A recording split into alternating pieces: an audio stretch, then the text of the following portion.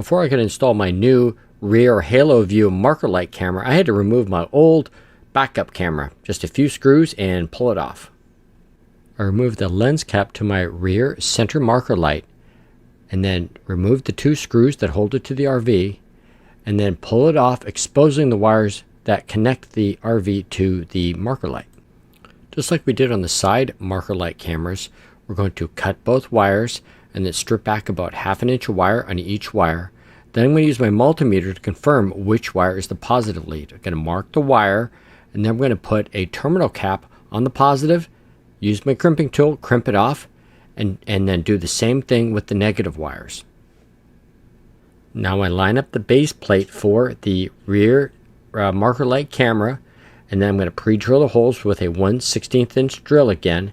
Then I'm going to screw in the 4 screws that hold the marker light to the RV. Then I just take the camera module and then snap it onto the base plate. My rear camera came with a separate transmitter pack.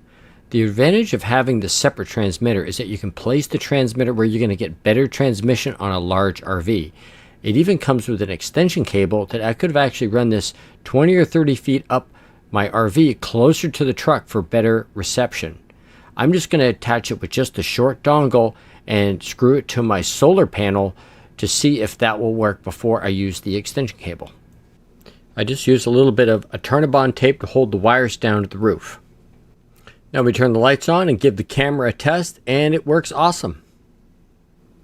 Now I just temporarily am sealing up the hole from the old camera. I just put a little piece of foam in there and finished it off with some silicone sealant. Later on, I'm going to come back and do a more permanent job of sealing this off.